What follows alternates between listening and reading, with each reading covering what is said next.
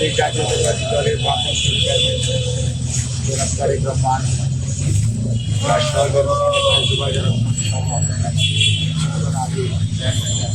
Liver care হসপিটালে আমাদের জাতীয়তাবাদী দলের চেয়ারম্যান দেশনেত্রী বেগম খালেদা জিয়া চিকিৎসাধীন আছেন। তাকে দেখার জন্য আজকে দ্বিতীয় বারের মতো এসেছিলেন এবং দীর্ঘক্ষণ ওনার মা অর্থাৎ জাতীয়তাবাদী দলের চেয়ারম্যান দেশনেত্রী বেগম খালেদা জিয়া শয্যা পাশে উপস্থিত ছিলেন। একজন ছেলে হিসাবে মায়ের প্রতি যে মমত্ববোধ সেটি পরিপ্রকাশ এটি। আর এই সময় মেডিকেল বোর্ড আরম্ভ করছে 10টার দিকে।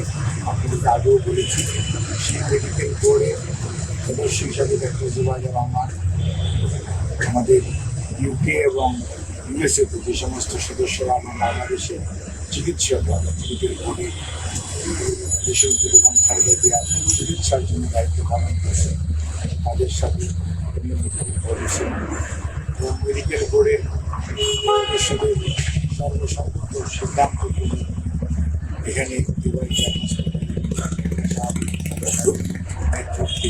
চিকিৎসা চলছে।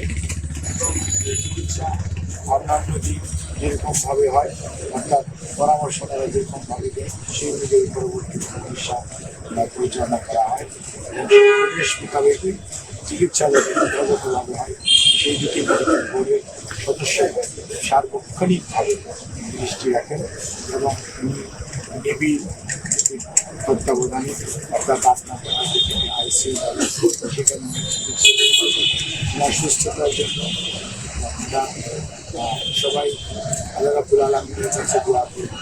তিনি নিজে ওনার পরিবারের পক্ষ থেকে জনাব তারেক রহমান এবং ওনার পরিবারের পক্ষ থেকে দেশবাসীর কাছে দেশের অসুস্থতার জন্য দোয়া দেওয়া হয়েছে এবং সেই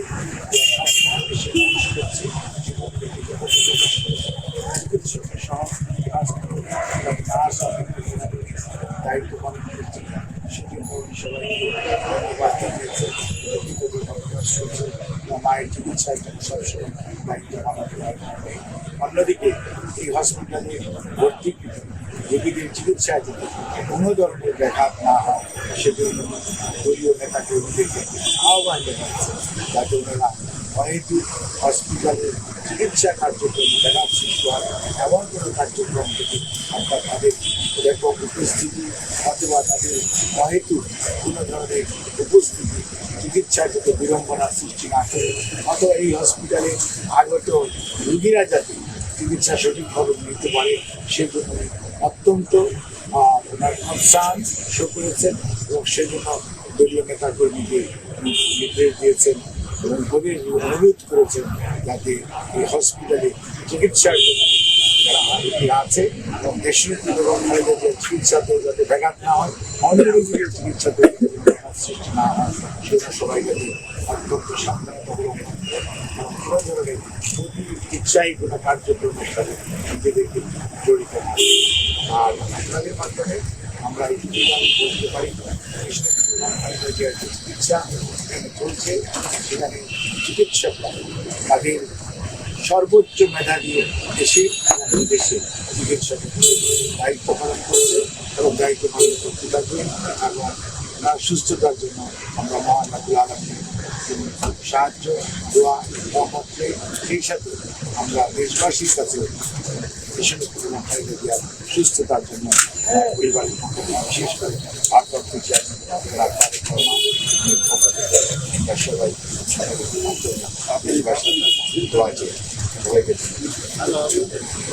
একটু যদি সুযোগ দিতেন ছোট্ট করে, 1 মাসেরও বেশি সময় ধরেই তো উনি চিকিৎসাধীন আছেন, একটু কম্পেয়ারটা যদি বলতেন যে এই 1 মাসের চিকিৎসার যে যাত্রা।